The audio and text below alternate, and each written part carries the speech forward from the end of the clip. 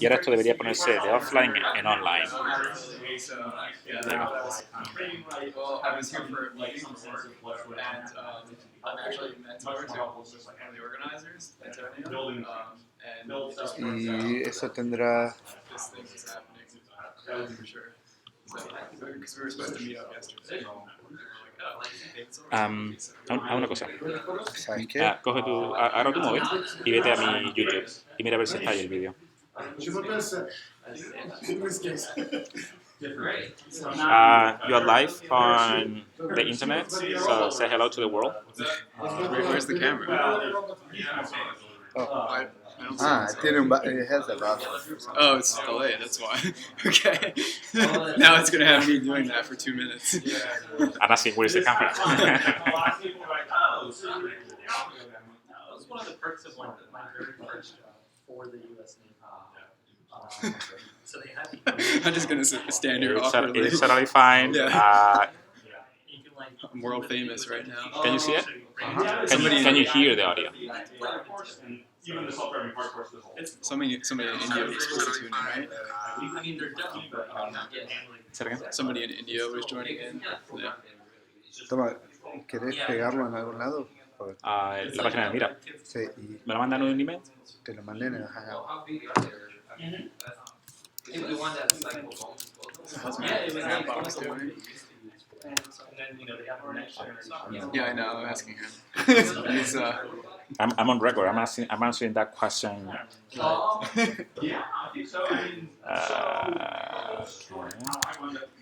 I mean, you can say we're doing great, you know. Mapbox is doing PR for your amazing. company. Yeah, exactly. Amazing. Yeah, growing fast. I'm trying to do a YouTube live streaming here. Let's see. There you go. No, it's all part of Iron you see it's pretty cheap, right?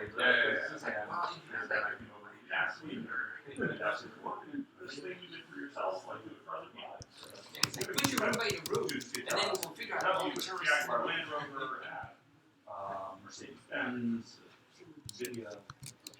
So you guys all from Le here, right? pegaría también a... Dirty secret bomb on education is a lot of people. Oh, do you? But, So you drove over there?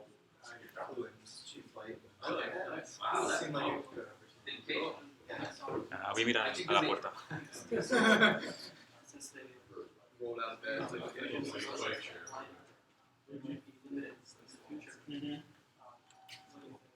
So we're only in program then, or are you the? So, I'm a big believer in line art, but Elon Musk is really smart. I'm in the. So, I just started working on he has a lot of good reasons to talk about the first use of We started like 2 weeks I ago. mean, Okay. so the big question is Tesla avoiding LiDAR simply so expensive in order to sell it for $35,000. Tesla Model 3 can't have a $7,000 So what are your expectations? And if that's the case, then I Besides think finishing, like if there were I LiDAR like, LiDARs would cost. I think I just want to LiDARs play can come down over time. A radar because like 30 to 40 like years ago, on my you undergrad, have it's just increased LiDAR is it was like a very small robot, but it was trying to find I itself. imagine LiDAR will follow this. You know, I studied Spanish for a lot, so I was like pretty excited about cars. If Elon Musk is right about these other reasons that he said, it doesn't work well in fall because in certain situations visibility is not as good as radar, and you can get everything later off of vision, then maybe LiDAR won't be useful. We'll see. I'm not sure. I'm a believer in LiDAR, but I Jobs, but you know, most of the time it's like PhD. Yeah, that's I think just still apply if you think you're underqualified because generally we're looking for personality and skill set versus your qualifications. even if it's all word Your ability to learn and especially like if you're going through a specific course, super relevant from time to time. There's all shot.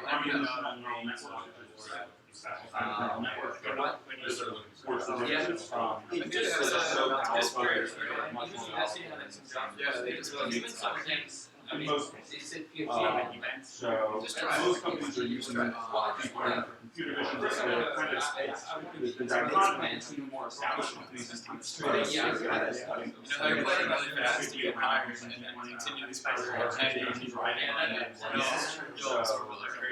as long as you're saying, I think it's just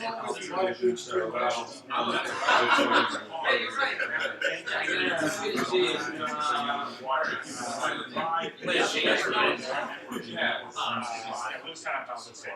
Right now, most companies, most established companies, Google, Tesla, Seattle's got some. are using deep learning to figure out Thank you. I used to live in Denver, so I wouldn't mind going back there. I've heard It's not as expensive. controllers and sensors and Nothing is as expensive as I mean, that's there Seattle are is like. people that want to say, well, it's all just be deep learning. I don't know. Yeah, I mean, I live in Maryland. But I'm sure. But centers are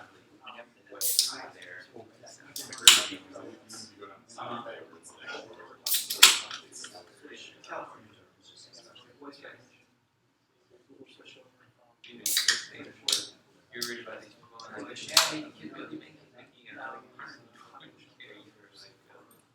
Oh, it's awesome. But, you know, think about it. I know So that actually, the example that was very nice natural language processing. And so Like we don't cover natural language processing in the software department because it's not that relevant to software department. Yeah. Natural language processing. I know there's a neural net involved somewhere, but we want to bring. Yeah. Good. As long as you want to. So I wouldn't be We should probably take I mean, Detroit, I think it's getting better. That's one thing that I would ask you. We have all these courses now, but I'm actually not familiar with too many things in the Udacity. I visited Detroit. I was like Predictive analytics for business. surprised. Or You might be able to that's what it's Okay. Right, I should. I'm David. I mean, It's I like- just sort of formed it under Like you read about it, yeah, and you see Did you, pictures. do you cover, I saw a theory for municipalities around Right here, down the street. talk about accommodating Where did this five person different go? It's like levels of autonomy. And then I didn't quite know what that means. one part. Yeah, I I just figured out how to and realized that it's not It's enough like there's a electric Teslas. That's really good fun. We don't cover the SAE lab. Is that what they are, their official sort of Department of Transportation level? Society of You Automation. guys gotta think about like Okay. this stuff. Yeah, you guys know This that. makes a lot of jobs. Found on the You SAE. can't really fight the. from 0, which is a rate of car. Okay. So, 4 is, but we do have to consider as a society, like how Okay. Top number is 4 or 5, and that is a That's right. hands-off Yeah. completely, Yeah. even no steering wheel. Because Yeah, if you drive a car now, Free in is- 5 to 10 years, you're gonna. It's sort of self-driving, but you Well, can't any really vehicle. catch up Any with the vehicle. driver. But you know what that means? Wheels, you can't go to sleep. It's sort of that kind of. Michigan, for example, And then- both vehicle And then for jobs are 4 to, I should just further, Google. Yeah, 2 is like, area. 2 is sort of like, Because yeah, I was thinking like the fine takes like an hour and a half. automatic cruise controls are, Yeah. there's Okay, not so that's Pretty probably cool. what It's Excel got is sleep this place Yeah. here. That's generally accepted. But 3 through. Yeah, there's actually Three how through we're in five the are area. and some road bands. Well, this could actually be Stretches of Job road. placement. Yeah. Which is like jobs. They're looking at you saying things that you know how to think about. So I'm not sure that there are 8 parking spots in Udacity. And 90% of the time you can parking spots. So if you think about it, if you have 7 cars, they can go in a specific park themselves in an area. Those places are Whatever they are, they come Yeah. companies test that. So that's, Yes.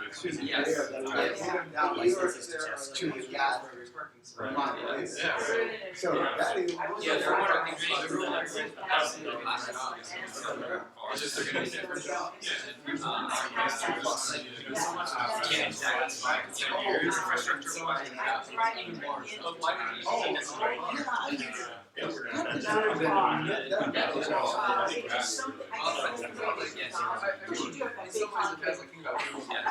Video screen, right? But it really was with all this, touch dashboard stuff. I just checked Steering the wheel Tesla stock seems price. almost like something you might have for VR experience, I mean, like an Xbox. Yeah, and I'll tell you, this car did not have that. Yeah, I know. It's like, What oh, do they better. call it? You see, like, how much it's just Acceleration, but nevertheless, we had to catch up with another car. I The will, driver kind of, even if it's in punched it a the little bit, boom, that makes like it the great. old Yeah, cars were yeah, I'm having every short class meeting that I've had that day. I'm really interested in what you it is an amazing how to They've feel. got two It's car comes divisions. up They've cruise three, automation, they have right? another one.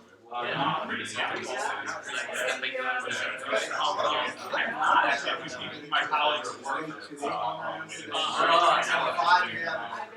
I bet they are.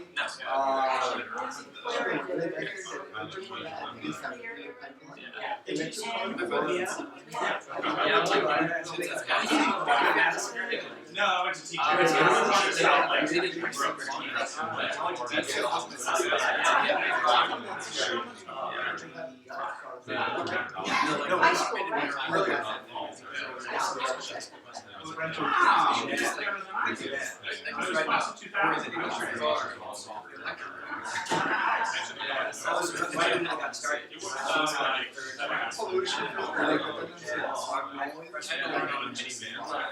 think that's less because they take a senior class than our organization now.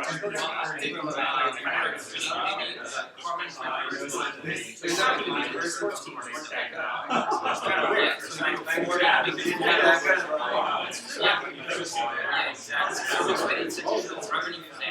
and since you know they control the technology, it's getting harder. They can know basically when they're so they can keep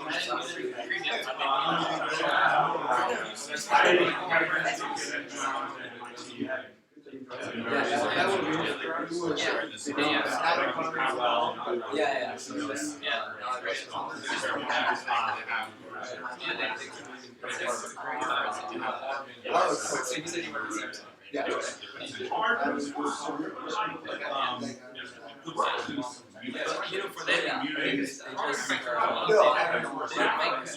wasn't that's all the extras. The GM, for example, that's not even really just finance so that was so pretty good with yeah,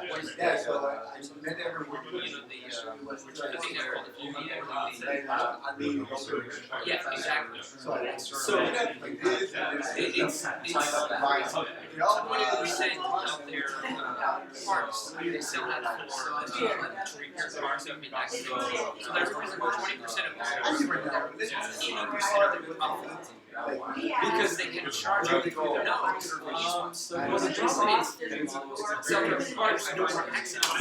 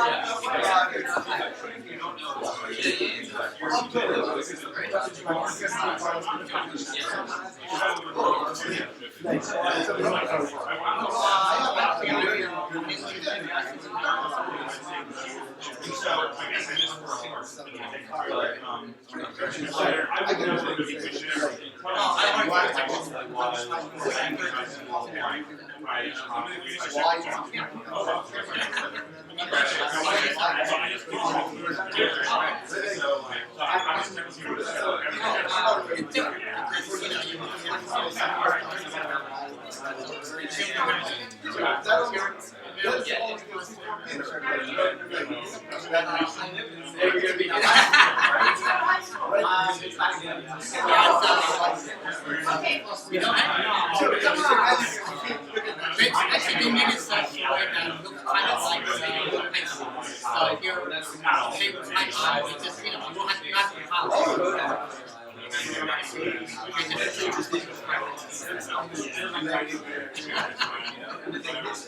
'Cause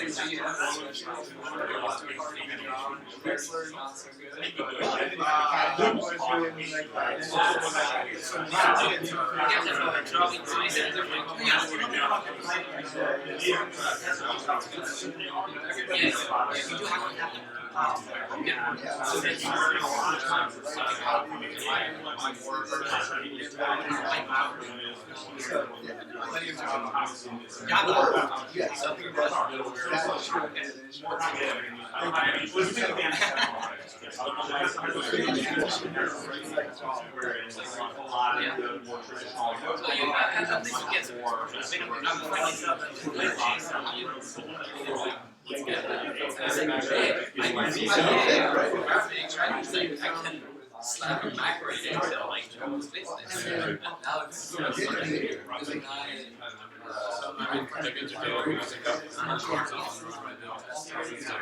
Yeah, most of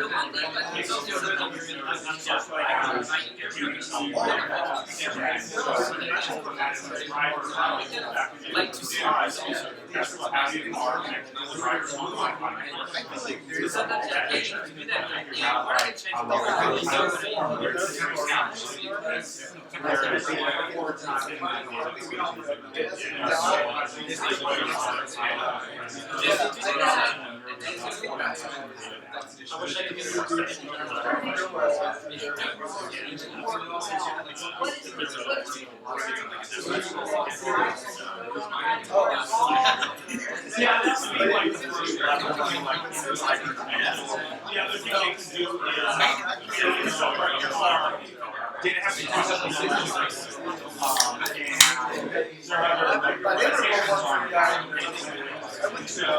like if you're say you're just trying to find a you might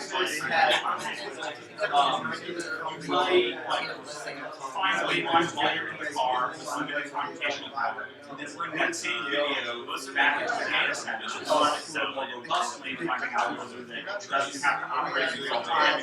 We're trying to find them actually find them in the line, and you can compare like how well the RTs are out there. They do. I'm studying some algorithm. But also, you a student of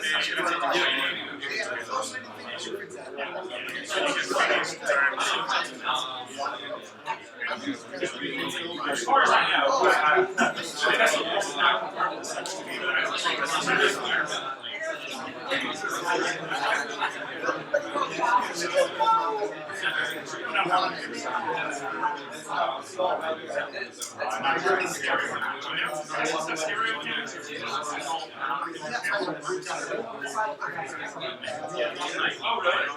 Oh, yeah, right. They're like 8. No, I do know. They're like 8. I'm thinking that there's a guy, yes, there's one radar, like 100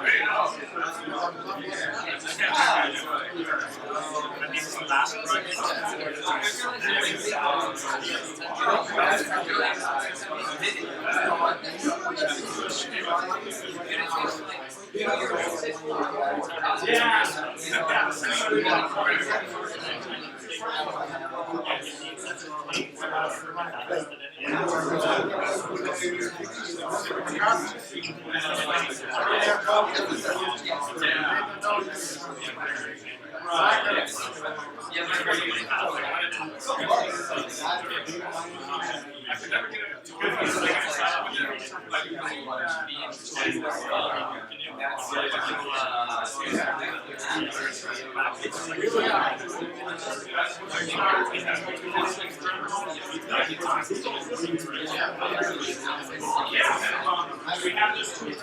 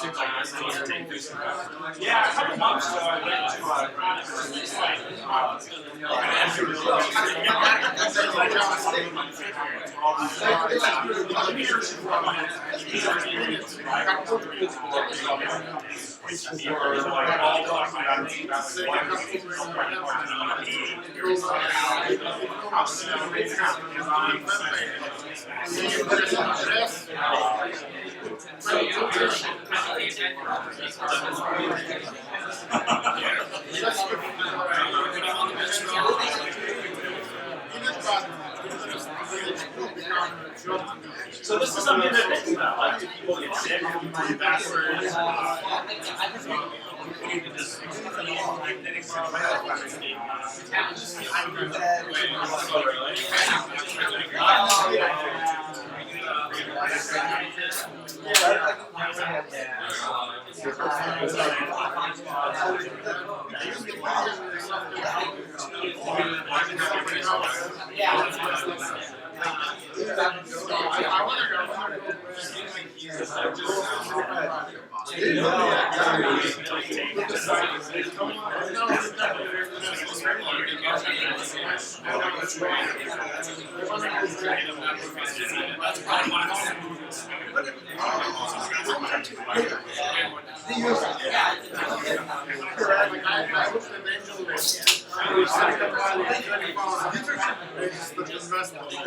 Virginia, 91.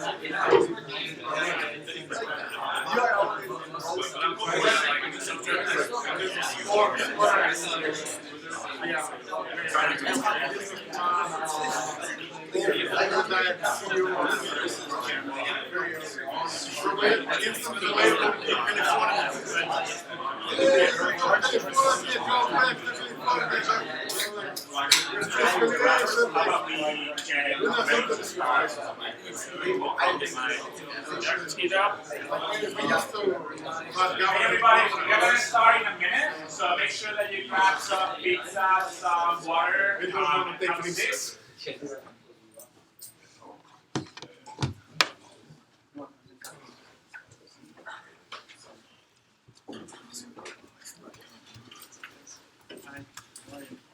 Thank you.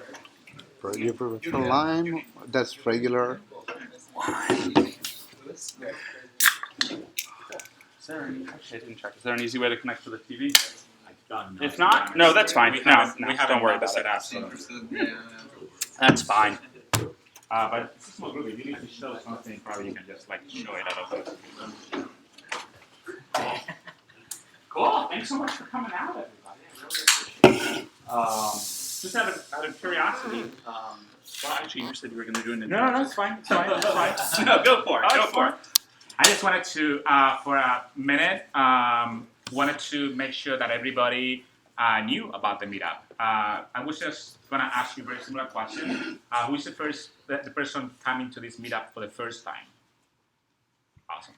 So thank you, David, for bringing all these new people to the meetup. I just wanted to make sure that you knew that there is this meetup that is meeting regularly every month in DC. We're interested in self-driving cars, the smaller version, these guys here, right?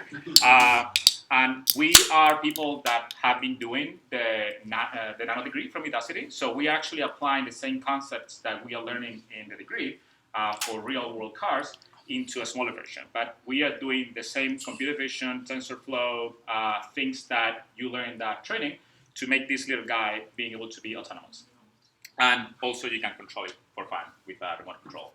So if you're interested in learning how these things are built, we're meeting every month. Next meetup is going to be on Tuesday evening right here. We're going to do like a coding session. We want to be able just like to go through the code that we put here to make it work. And then the next Saturday, we are going to go to an actual place, Local Motors. We have Buddy here, that is our host there. We have real tracks on the floor, and basically we have these cars running there, taking pictures and training TensorFlow models to be able to drive autonomously. So if you guys are interested, please keep an eye on the meetup. And after that, it is all yours, David. Cool. Thank you so much. And those mini autonomous vehicles are so much fun. I built one of those actually when I was at Ford with a couple other engineers, and it was a ton of fun. We learned a ton, and I think if you're interested in working in the industry, it's a great project to be able to talk with employers about having built your own autonomous vehicle and what you did to get it to follow lane lines and drive. So I encourage everyone to participate. My name is David Silver. I am the self-driving car team lead at Udacity. Udacity is an online education company that offers classes in a wide range of topics mostly related to software engineering. And we have something called a self-driving car nano degree program that is a 9-month course that prepares software engineers to work in the autonomous vehicle industry. So just out of curiosity, how many people in here are taking the nano degree program or enrolled? Okay, so maybe about half the room. That's great. I would love to hear from every single one of you, maybe after we break up kind of individually about how things are going and what's been fun and what things we can improve. We're always really grateful for student feedback. So I thought I would just tell you a little bit about what the nano degree program is for those of you who aren't in the program, and tell you a little bit about what we're building now for the final term, the final 3 months of the program, which we're actively building on now, which might be interesting for those of you who are, to kind of see what's coming up, and hopefully you'll continue on and finish the program.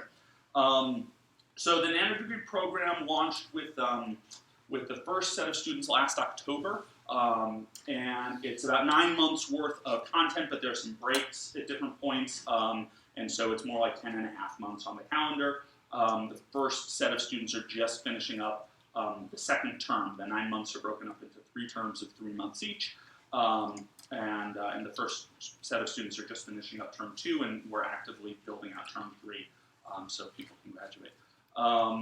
The goal of the program is to prepare software engineers to work in the autonomous vehicle industry. I was a normal web software Ruby on Rails engineer for many years. I got really excited a few years ago about self-driving cars, but I didn't have a background in automotive software and system software, and so I started taking all these online classes at Udacity and Coursera and edX, and learning about robotics and system software, and I managed to get a job on Ford Motor Company's autonomous vehicle team in Palo Alto, which is a super fun place to work.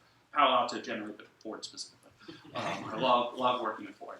The folks at Udacity were reading my blog about having taken these classes, and they said, well, why don't you come to Udacity and build out for other people what I had done for myself? And so I've been working at Udacity on this since last summer. So the program, I'll run kind of briefly through the initial parts, and then I'll tell you a little more in detail what we're working on now. The first 3 months cover an introduction to self-driving cars, where we talk a little bit about what self-driving cars are at a high level, how some of the pieces interact with each other, and then we get into the second month, which is deep learning. Deep learning is a pretty exciting new category of machine learning algorithms that take data.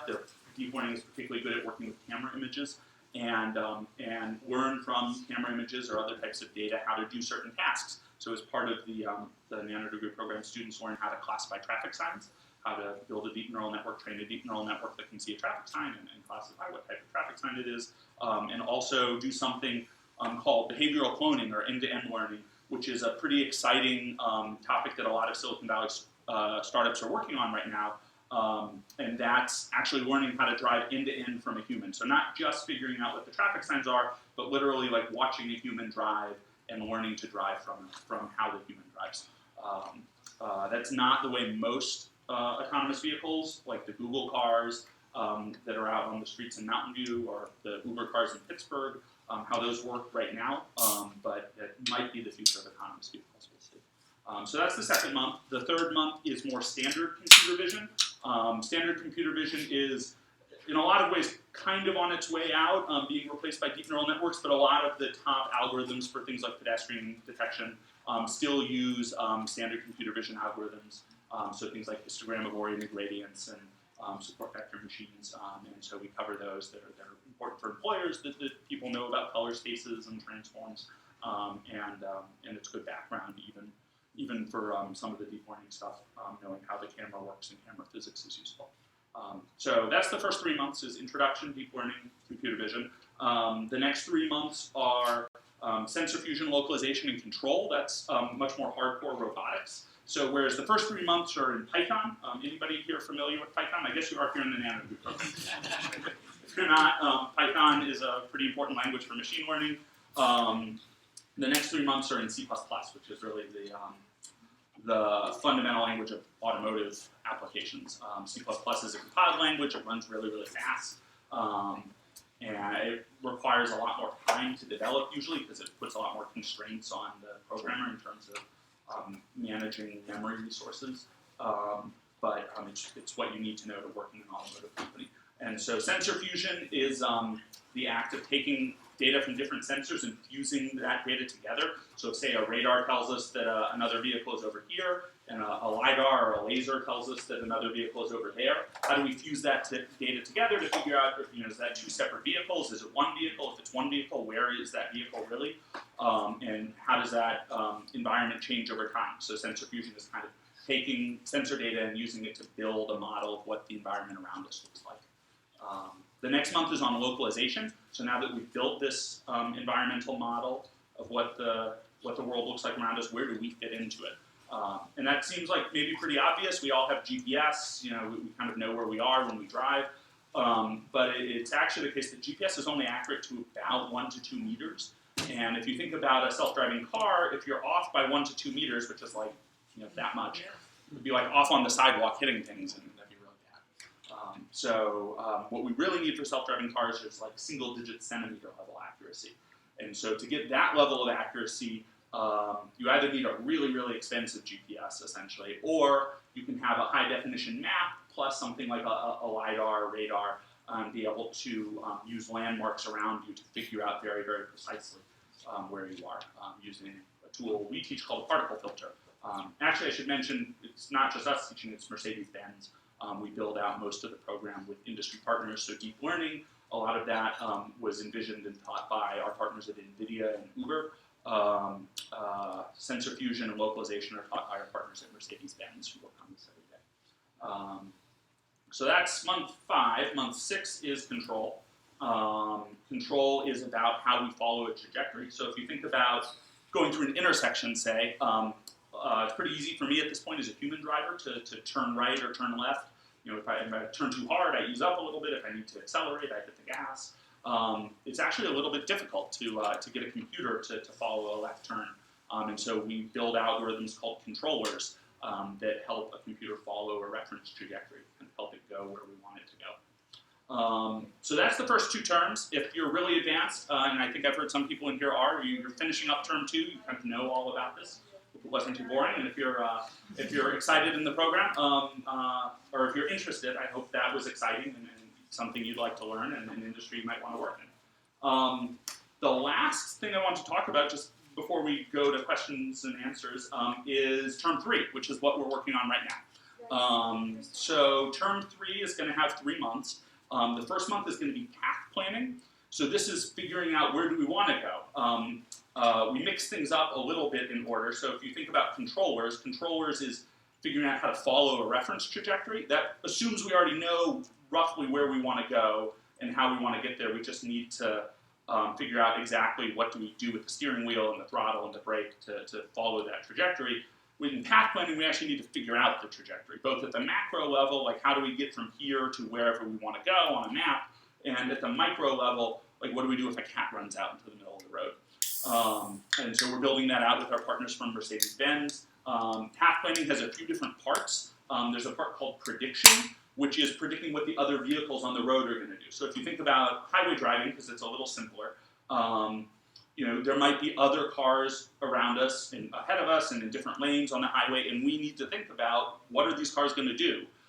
We already do that as human drivers, but we need to teach the computer to predict what other cars might be doing.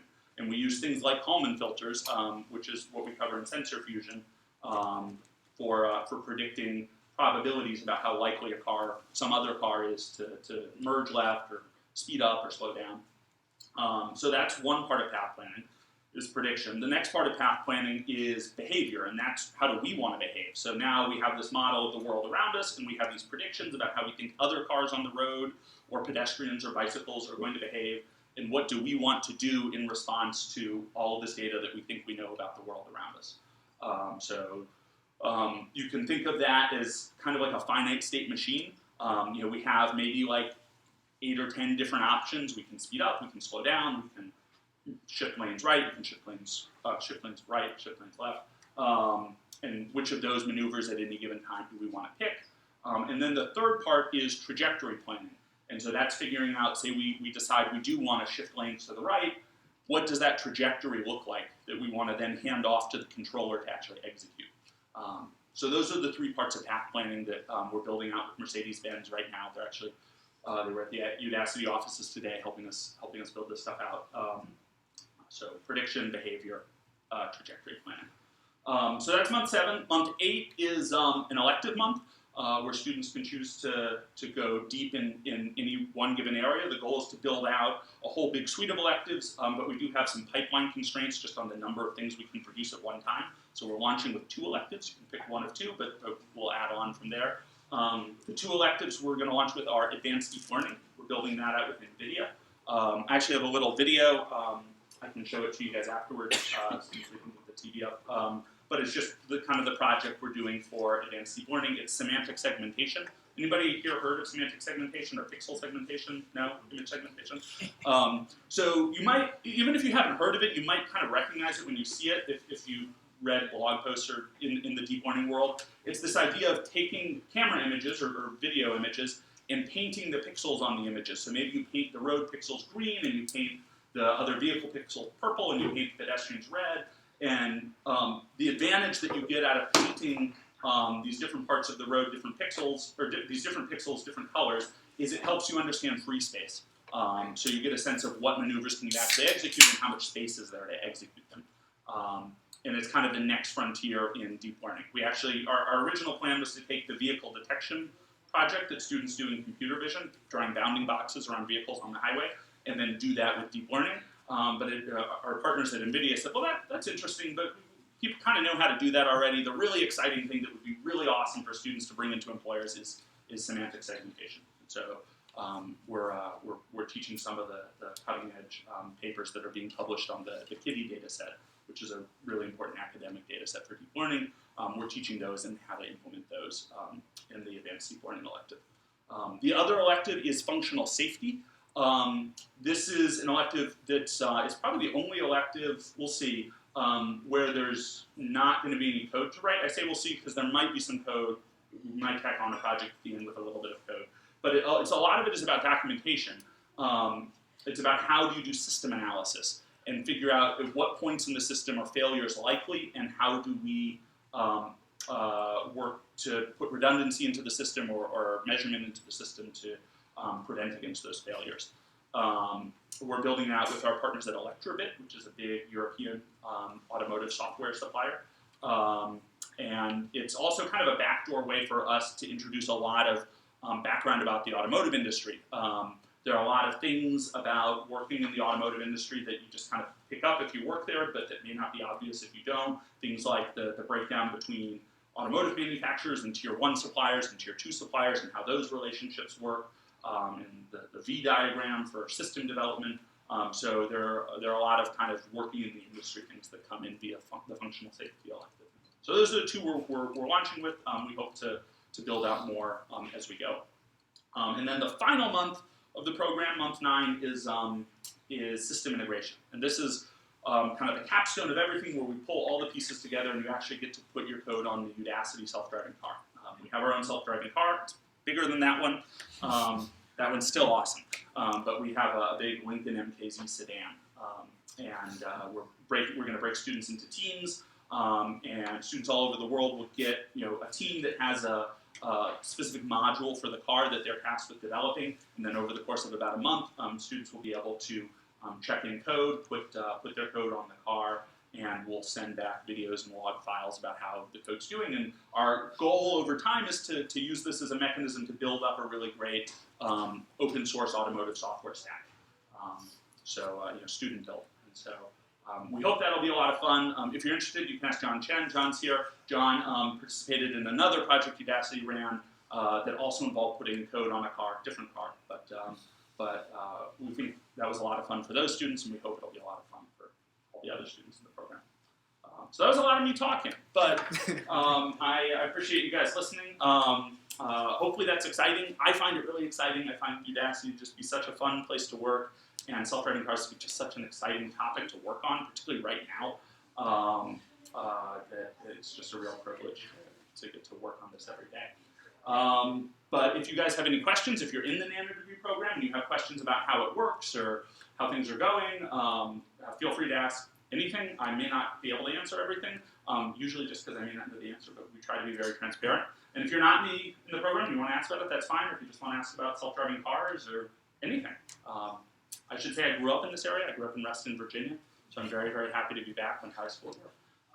Back visiting my parents, and just love being in this area. It's so lush and green, particularly California's brown, brown, brown in the summer. It's really, really nice to come back and be in Virginia, or be in the DC area. Is it still brown? I thought it was pretty green there. It's been rain. Actually, somebody told me it was supposed to rain tomorrow, I think, which is crazy. It never rains in June in California. Yeah. It's becoming more like DC. I'm like, this is great. This is home. Everyone else is all put out by the rain. Is that me or I will take questions. I want to make sure that's not my Google Hangout. Voice ringing. Yeah, not mine. Okay, yeah, questions? It's a general self-driving car question. Do you know what caused the terrible accident that caused the death of the engineer in the self-driving car a few years ago? And then do you know what has been done to fix that? Yeah, so I believe, I think probably what you're talking about is the Tesla accident last summer in Florida. Yeah, so there But it was... was something to do with a white van or truck crossing into the lane and the car's visual robotics couldn't perceive it. Yeah. So great question. So last summer in Florida, there was a man who was not a Tesla employee, he was just a Tesla owner, who was driving down a rural highway in Florida. The car was on what's called autopilot, which is basically the car keeps itself in its lane. And it had a pretty gruesome collision sideways with a big tractor trailer. Many of you may have already read about this. A big white tractor trailer was crossing the highway, and the Tesla basically went under it, and the top of the Tesla got sheared off, and the driver died. The only occupant of the car died. So that's the background. We know what Tesla's told us. A lot of this is internal to Tesla. There actually are some ongoing investigations, or they may have closed, I'm not sure. What Tesla has said at the time was that Tesla's autopilot system mistook the truck for a billboard. It thought the truck was a billboard, and it said it's okay that it looks like a billboard. It looks closer to the ground than a billboard would normally be, or maybe a highway overpass. But it must just be a bad sensor reading because it's a billboard. What else would it be? And the car crashed.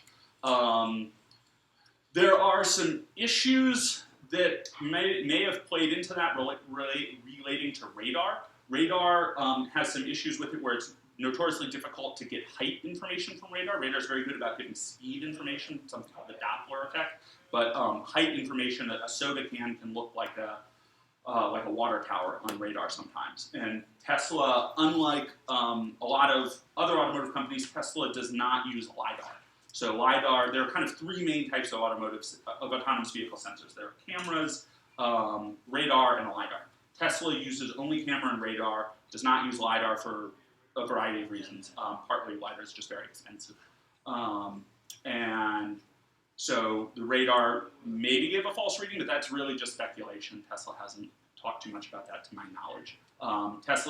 What I would imagine Tesla's done, what I certainly would do if I were at Tesla, and they're very smart, smarter than me, would be to go back and replay all that data and figure out what exactly happened, and make sure that when they run the data through their current programs that the sensors no longer, or the software programs no longer view that truck as a billboard, that they say it's a truck. So that's probably more than you wanted to know about that crash, but that's kind of the background. Yeah. I was just wondering, when you were talking about the accident, since the self-driving car is such a new thing, when you have an accident like that, everyone knows about, does everyone try to recreate the accident themselves, make sure they don't have the same hole in the AI? Yeah. So great question. So the question's about if there is an accident like that particular self-driving or that particular Tesla accident, does that accident basically go into everyone else's bank of regression tests? And I can't speak for everyone in the industry. I feel pretty confident saying that it does. If you know that's how someone else got in a lot of trouble, then you want to make sure that you don't get in a lot of trouble the same way. And in general, as a more broad concept, that is a big part of safety in the automotive industry. When we teach functional safety, we'll be focusing mainly on system analysis and documentation, but the other or another big part of safety is regression testing. So Google in particular has driven more miles on self-driving cars than anyone, and they have this great bank of regression tests that are mainly come from human intervention. So Google has not had any big gruesome accidents, but they have had a lot of times where the human driver, the human safety driver, has had to take over. And so every time that happens, I know this at rough levels because my boss, Sebastian Thrun, built the self-driving car program at Google.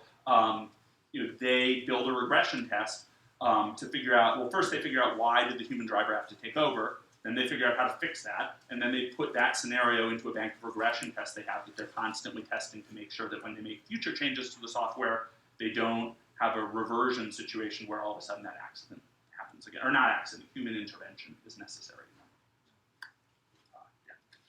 Yeah. just want to make another comment on this one. I'm a journalist and technology analyst, and I've worked on that issue. So there was a study by DOT about the safety of that autopilot system generally. And DOT concluded a few months ago that just having that autopilot software on the vehicle actually made them 40% safer than other vehicles. So that's a tragedy. That crash is obviously a tragedy, but there are many deaths and crashes in normal cars. So I think it also highlights this one question more at a policy level of what kind of safety levels should autonomous vehicles be trying to reach? Should we try to reach the same as regular cars, or should they be 50% better, or at what point are they safe enough to be out on the road? So I'm in the course, and I guess I'll use that to say I'd love to hear more about kind of risk and safety and like how that gets measured and how the industry thinks about that. That'd be really interesting. Yeah, that's a great question. It's an open question.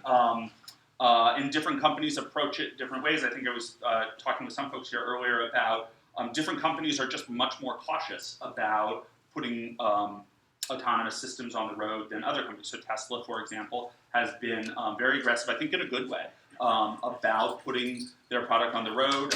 As you mentioned, the accidents, I guess the miles per fatality, I think it's about 100,000 miles per fatality in the US for human-driven systems. It's about 140, 150 for Tesla. So you can, more people drive more miles while not dying with Tesla's autopilot, and that's great, and they've been very aggressive about getting it out there. But other companies, I've worked at Ford, I won't speak too much about Ford specifically, but just generally more traditional automotive manufacturers have much more thorough processes and are much more cautious about releasing new products. And so there's a lot of thought about, like, would we want to sell this directly to consumers, or would we want it, an autonomous vehicle in a ride-sharing program where we, had some control or employment relationship with the people operating the vehicles, or a broader measure of control than you might if a consumer owned it directly. And so we might see more rollouts like that. There's a fair amount of regulation by NHTSA, by the National Highway Transportation Safety Administration. They've been, in general, very enthusiastic about self-driving cars because cars cause 35,000 fatalities a year in the U.S. and something like, I think, 100,000, something like 1 million, I think, worldwide. So there's some regulation, but I think in general, government has been pretty enthusiastic about getting self-driving cars on the road. So to a large extent, it's been on the companies themselves to police themselves well, and we'll see if that changes. My hope is self-driving cars continue to roll out, quickly and safely. But that accident in Florida, for example, at the time, I thought, and I still think, if that particular car had not hit a truck and the only fatality had been the driver, but instead it hit a minivan, and a family, that was just driving down the road on their own, not in a self-driving car, had been a fatality, that the blowback would have been much more severe. And presumably, with enough people, as we roll out self-driving cars, we'll start to see that. So there'll be lots of testing. There will be some fatalities, but hopefully we can prove, as Tesla seems to indicate so far, that self-driving cars are safer in general and reduce fatalities. Yeah. Can you talk about state regulation or any regulations that's, like for instance, California and Nevada seems to be more favorable for letting, companies come in and, test their self-driving cars, but other states seems to be lacking. Can you talk about that? A little bit. I should say I'm on a little bit of thin ice here because this isn't an area I've thought about a ton, but I can tell you what You're in DC, so you're getting the policy and regulation. So my understanding, and I should have prepped for this, is that I think a large number of states really don't have anything on the books at all about self-driving cars. That may be changing pretty quickly, but at least for a while, it wasn't something people considered. California, it's been on the books for a while because Google started the self-driving car project about 10 years ago, and Sebastian, my boss, when he was at Google, went to the DMV and said, look, we're doing this, let's make sure that we're all in sync about how this works. And Google, and just like many self-driving car companies today, have a real vested interest in making sure that some crazy company doesn't put really dangerous cars on the road that get in a lot of accidents and ruin everything for everyone else. And so California has thought a lot more about self-driving cars, I think, than other states, but it also has, in some ways, more regulation around it, precisely because there are a lot of companies in California that don't want someone else crashing the party and ruining things for everyone. There are some states like Arizona that are a little bit more open, and that's great. Nevada as well. The kind of interesting thing when you think about California, Nevada, Arizona, they're all sun states, and there's a reason for that. It doesn't have to do with regulation; it has to do with weather. Self-driving cars are more difficult to operate in the rain, in precipitation. The way the world looks to a camera, even to a LiDAR, changes if there's snow on the ground or even if it's raining or if it's really foggy. And so there's a reason self-driving cars are being tested primarily in these very sun-drenched states where you can really count on the weather. Pittsburgh, where Uber operates their self-driving cars, and Michigan, where the automotive industry tests a lot of their cars, those are big exceptions and things are more challenging. But that's less a policy question. New York just opened up. Yeah, I saw that. I haven't read I saw the headline, I haven't read the article. I don't know if New York just said, we're open for business, or if they actually have people doing business in self-driving cars. So Audi just was like the first company to be accepted, or to be approved to actually test on the roads. So they're going to roll it out like this month. Oh, that's great. So this is kind of, people ask me sometimes, when will self-driving cars kind of hit the world? And my response to that is usually that it's more about where than when. Like, self-driving cars are already there. If you go to Phoenix, or if you go to Pittsburgh, in other places, Singapore, you can hail a self-driving car through Uber or Nutonomy or whoever and get in it and ride it, and it's great. But the question is, how rapidly will that expand to other areas? Weather is a big issue in that, and so seeing more companies testing in Boston and in New York State is, I think, all really good. Yeah. As far as like employment, what about levels of autonomy and the time until you get to like everyone having a self-driving car? Because I know you have like collision detection, and cars can slow down, like they're like mandating you to do things here and there, and I guess you can get paid to do that. What about when are you gonna see that this is gonna be like a thing? Like most people just stop driving themselves, and like most people can get a job, like who are interested in getting a job in cars. Yeah, great questions. I mean, there are kind of a few different questions embedded.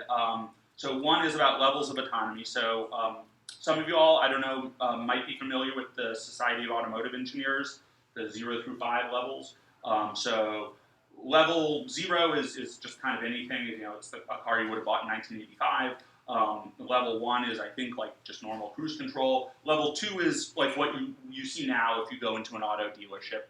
Things like adaptive cruise control, lane keeping assist, more advanced features, but you're still driving. Level 3 is the car is driving you on the highway. So something like autopilot, Tesla autopilot, but Tesla is very clear that its autopilot is not a level 3 technology. You're not able to just take your hands off the wheel, read a book. You have to be ready to re-engage at any time. And then level 4, level 5 are being able to just not pay attention and have the car drive you in broader situations. Some companies, like Ford, where I work, are basically skipping level 3. Their view is that having these cars that might throw control back to the driver at any time are inherently dangerous, that humans aren't really capable of taking their attention away from driving, then being able to grab the wheel and take an evasive maneuver at a moment's notice. And so these companies, Google's included, are skipping right to level 4. A car that can drive itself, no steering wheel.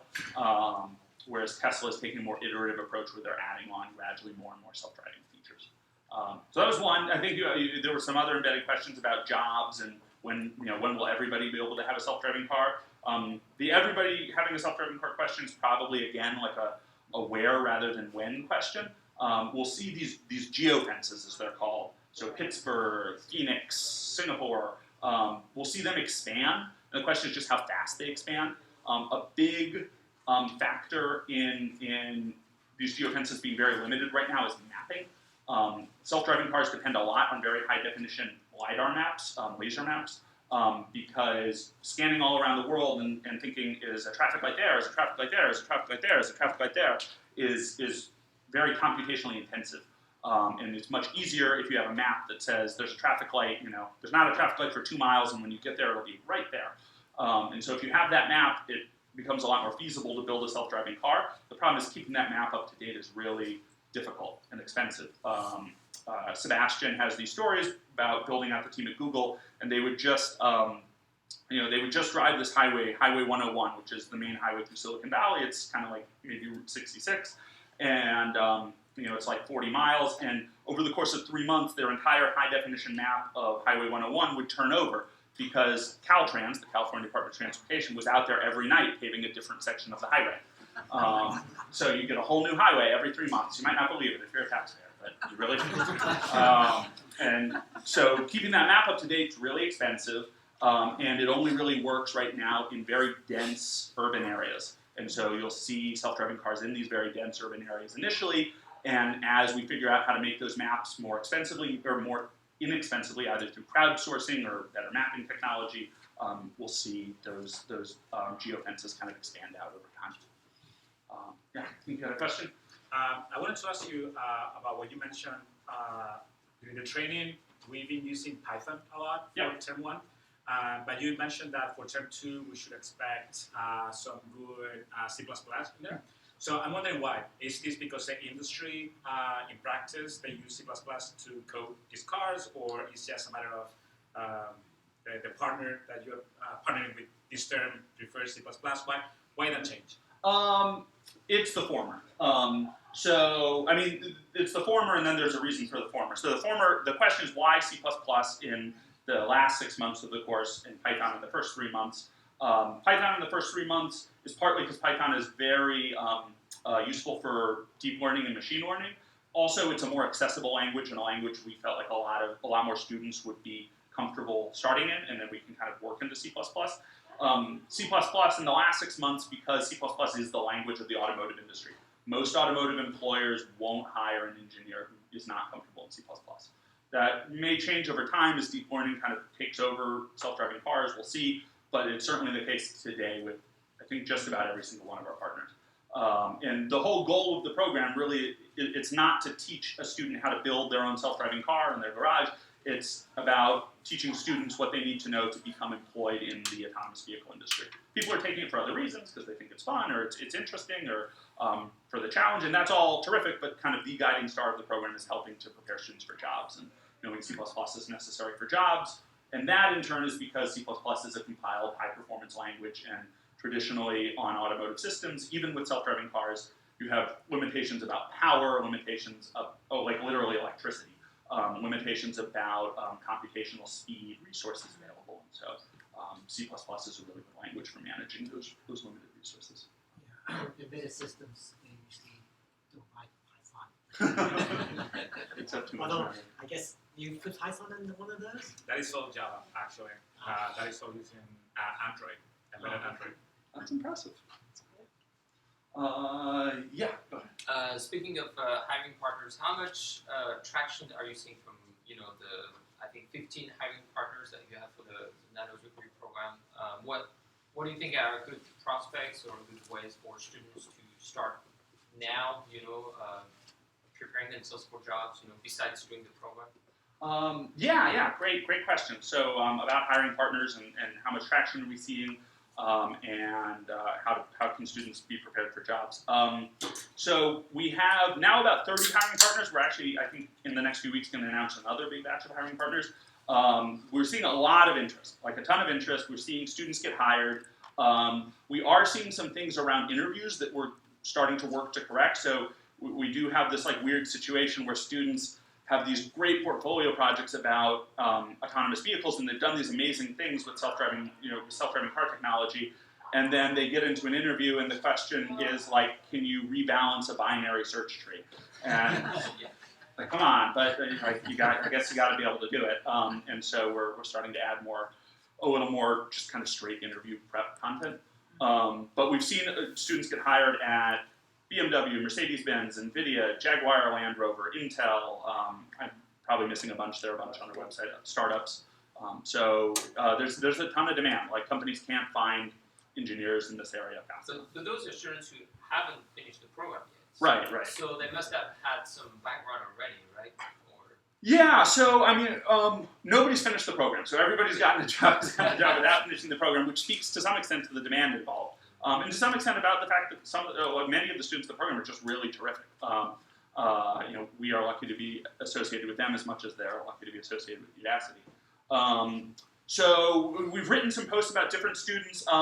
We have a student named Galen Ballou who wrote a post on Medium that we, I think, cross-posted. He was a web engineer somewhere in Boston, maybe. And he was just a web engineer, and he took the nano degree, and about halfway through, he got an interview with Here, big mapping company, and he got a job with their Boulder, Colorado office, working actually on DevOps. So it's a little bit connected to what he'd been doing as a web engineer, but it gets him onto the self-driving car team.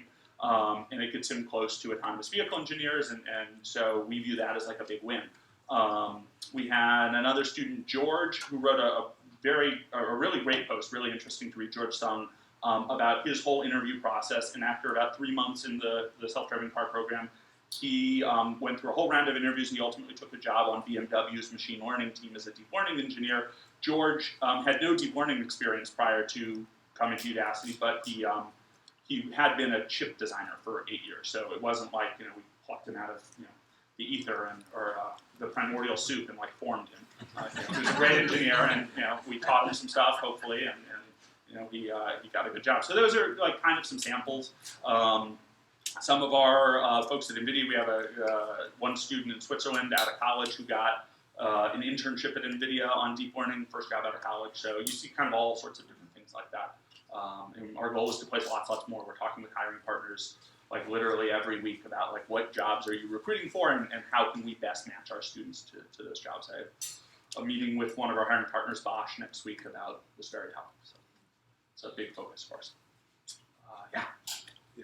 C++ is a bit more involved in Python. Do you have classes in C++ in the Udacity course, or should you look in some other places to learn C++, or you can go different ones? We do. I had to beg and plead a little bit, but we built a C++ course. I have a colleague, Catherine, who built it out. She's terrific. And we include those lessons at the beginning of term 2, which is when students hit C++. And so it covers all of the C++ elements that you need to know to be successful in the program. And then Catherine's actually building out additional lessons on top of that go into more of the kind of advanced C++ topics that you might want to know, particularly if you're interviewing in the field. We did make an effort in the Udacity self-driving car program to make the C++ very object-oriented and kind of Python-like, so that it wouldn't be such a leap for people who hadn't seen C++ before. But the more you know C++, the better a candidate you are for most automotive jobs. And so investing in that skill is, if you're excited about the industry, is something I recommend highly. Yeah. So this particular DIY RoboCars meetup is got to focus on kind of working with the real world side of this rather than the theoretical and software and just training on models, which I think is pretty great. I'm actually from New York, and I just started up a similar meetup, or actually also called DIY RoboCars, associated with the guys in San Francisco, for the same reason, because I think that sort of hands-on aspect and being able to work with real-world data and work with the sensors and the embedded systems and everything is pretty valuable. And I'm just wondering if Udacity would be interested in maybe supporting that in some way, just pointing people like this is a resource that if you're interested in supplementing what you're doing with the self-driving cars, you might want to check this out. Because it seems to be kind of a grassroots right now, momentum that's happening in Austin, the Bay Area, and here. So. Yeah, that's a great question. So about Udacity supporting this meetup and other meetups like it. These meetups are great. I've attended the Oakland meetup, and they do something very similar, and it's awesome. And I think getting hands-on experience, with sensors and working with your own vehicle is terrific. It is not, I think, strictly necessary to be an autonomous vehicle engineer. A surprising number of autonomous vehicle engineers, in fact, almost all of them, are basically writing computer code all day. It's not so much about getting under the hood and rewiring things. But I think these meetups are terrific, and we are, well, we're at Udacity, we're talking about how do we get more people involved with our car. So that's an experience students can have, and I think we'll see more of that come out in the next 6 months or so.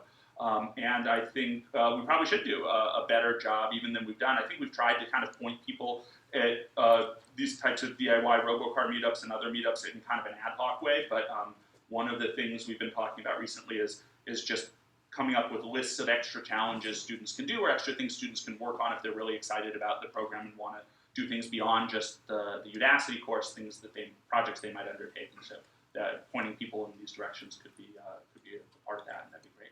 There is as well, and correct me if I'm wrong, but there is another nano degree on robotics, I believe. Yeah. And this, I believe, is way more hands-on and playing with actual hardware. So maybe it's a better fit in that kind of scenario. Not sure. I haven't done that one. Yeah, like the second project, you actually start playing with Ross, so yeah, so, which we haven't really touched on yet. Yeah. So great point. So Udacity is going into kind of artificial intelligence and machine learning and even robotics, specifically in a very big way. So we have a robotics nano degree that just launched that is definitely more focused on ROS with robot operating system, which is kind of a middleware that a lot of robots use. It's particularly useful for self-driving cars, but it's applicable more broadly than that. And I actually forget, we were going back and forth. Did they wind up mailing out robots to everyone? I can't remember. Since you said the hands-on, I wasn't sure. I think term 2, that's okay. All right. So that's like my colleague who used to be my partner on the self-driving car program now runs the robotics program. Apparently, it was difficult to work with. Just kidding. Ryan's great. An opportunity came up, and I said, "Take Ryan for it because Ryan is terrific." So Ryan is running the robotics program, and I highly encourage that. Please don't drop out of the self-driving car program. Take the robotics program. If you're trying to decide between the two, definitely take the self-driving car program. Just if you want more, take the robotics program. There's also an AI nano degree program. And I think we're releasing a couple more exciting programs for the fall, so stay tuned. Yeah. There would seem to be a distinction that some of the legislative types are drawing between self-driving or automated cars, the levels of automation you talk about, and connected cars. Mm-hmm. What is that distinction, and how does that play into things? Would you say? Yeah, that's a good point. There are kind of two different things you hear about, and they're kind of related but kind of different. Autonomous vehicles and then connected cars or connected vehicles. Connected vehicles. So autonomous vehicles, I guess we'll start with what's probably easier to define, are self-driving cars. They're cars that drive themselves with kind of the various levels of autonomy that I rattled off a little bit earlier. Connected vehicles is a little bit more amorphous, and it can mean anything from a vehicle that connects to the cloud through your phone and pulls down your favorite podcasts or maybe reads your text messages to you, to vehicle-to-vehicle communication, vehicle-to-infrastructure communication, vehicles that are connected to other vehicles out there in the world. The kind of far end of that spectrum, like V2V, V2I, V2X, as people now say, communication, is probably a ways out there simply because of network effects. So, if you have your own self-driving car, that's great, it drives you. If you have your own vehicle-to-vehicle communication setup and you're the only vehicle that has it, there's no one else to communicate to. It's like having your own telephone. It's not, maybe it looks nice, but it's not that helpful. They're not mutually exclusive. Yes, No, that's a good point. They're not mutually But isn't exclusive. there some looming federal mandate that all new automobiles be outfitted as connected vehicles? There may be. I don't know off the top of my head, but it's possible. Okay. I would doubt that, especially since there's no standards for that yet. I mean, unless there's a standard. There are people trying to roll out standards. We've been talking a little bit with folks about maybe building a V2V elective. It's very early stages. I don't know if it'll happen, but there are some wireless standards, at least about like how the bits fit together. That are connected to that, but I don't know that anybody's mandated it or that the standard is even like set in stone yet. Great, thank you. Sure, go ahead. Does the class talk about at all like the psychology of self-driving cars, like how you keep the user, how you give the user what he expects so he doesn't act surprised, and the same thing for the pedestrians, like so they don't act weird around cars. So the question is, does the class talk about kind of human vehicle interaction or user experience? Not really. I was actually at a user experience conference in Detroit a few months ago, where it was just kind of amazing to be in this room where there were like 200 people just all thinking about like how do ADAS systems interact with humans and how do fully autonomous vehicles interact with humans. And that's not something that I or anyone on the program has really thought about too much because we're so focused on just like how do we get the car to drive itself, or how do we get students ready to get jobs getting cars to drive themselves. It is a really interesting topic. Sebastian has some really funny stories about the Google self-driving cars. Like, the very first car they programmed to like come to a stop sign and then wait 3 seconds, and if nobody was in the intersection, proceed. And of course, like they would come to the stop sign and they'd wait, and then cars would just like keep going. They'd be like, this car's not going anywhere, and the car would be stuck there for forever. Eventually, the human would have to take over. And so they like had to program in this kind of very human-like language almost, where the car would come to the stop sign and then it would start to creep forward so other cars could like see that the car was like gonna go. How self-driving cars actually interact with other humans is a really interesting question. It's not something we deal with right now, but maybe in a future elective. Yep. So you mentioned earlier one of the motivations for C++ is compute constraints on board power and bandwidth. So is that something that's going to go away as GPUs get even better and GPUs show up, or does code always bloat to fill whatever? What's the future of that? Yeah, that's a great question. So will the constraints on automotive software imposed by electricity, imposed by computational power, kind of diminish over time? So Moore's law tells us they will. When will they get to the point where we could run, like a production Java car? I don't know, it could be a ways off. There are like some interesting considerations around electricity consumption that may go away as batteries get better and better. So, for example, when I was at Ford, we thought a lot about CAFE standards. Being in DC, maybe some people know what CAFE standards are, but CAFE is corporate average fuel economy. So it's a law that says if Ford sells a gazillion F-150s that have really bad gas mileage, that Ford needs to sell an offsetting number of Fiestas that have really good gas mileage, or they have to pay a big penalty. And if you have a self-driving car that's running a super high-powered computer with GPUs in the back, it's going to be eating up a lot of power. And if you sell a lot of those, then that's going to have impacts on CAFE, on your CAFE penalties and such. And so as batteries get better, the CAFE hits might go away because you're not powering those computers off of gas. And as Moore's law gets better, as Moore's law drives processors to get better, presumably we'll be able to process things faster. The flip side is sensors will also get better, and they'll start to give even more data, and they'll need even more power to consume all the extra sensor data. And so it'll be kind of a race to see whether the sensors win or the compute power wins, or the human programmers win. We figure out smart ways to build neural networks that don't require a lot of compute power.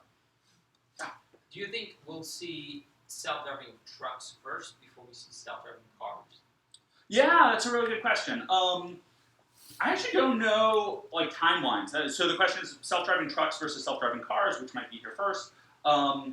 There are fewer companies that somewhat surprisingly to me, that are focused on self-driving trucks. There are a couple. There's one called Embark, started in Silicon Valley. There were the Auto folks who were great partners of ours in the Nanoju program. Then they got bought by Uber, and they still do work on Uber Freight, Uber self-driving trucks. But pardon me.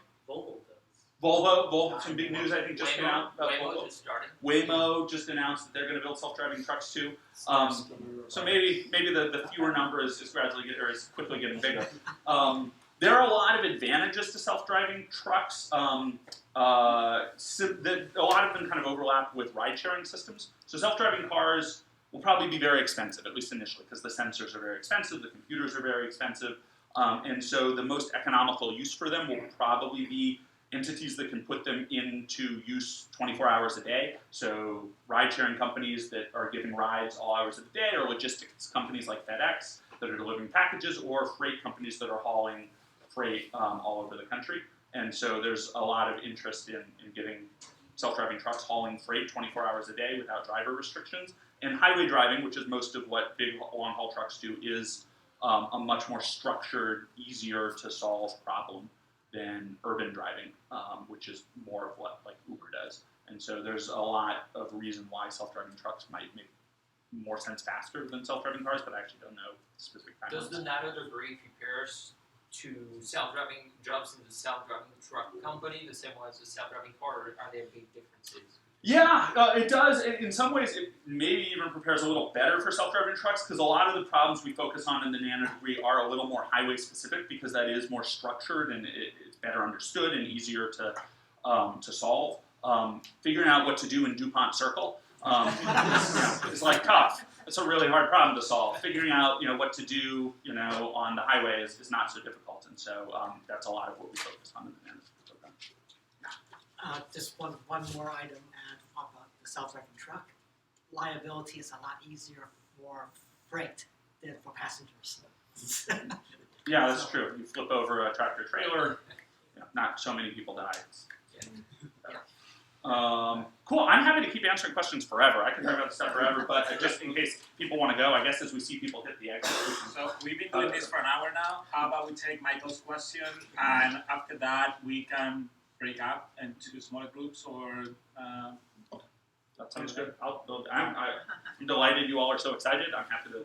I definitely don't want to put the party to an end. I just know other folks may have things to do. So yeah, just one quick follow-up about the trucks. I saw a video on a self-driving convo. I don't know if that was the right term, but it's where the first truck has a human, and it's the other ones that are robot-driven that just kind of follow right behind them. Right. Sometimes it's called platooning. Oh, Sometimes it might be called convoys too. Yeah, and that's kind of another bend or angle towards a more structured environment where you don't have to solve a lot of problems. You just have to follow the bumper in front of you. So there's been a lot of demos of that. I've seen a lot of platooning demos. I have not seen it put into production anywhere, and so I wonder if it will actually get into production before just straight up self-driving freight trucks make the production. I'm not sure. So, yeah, thanks so much. All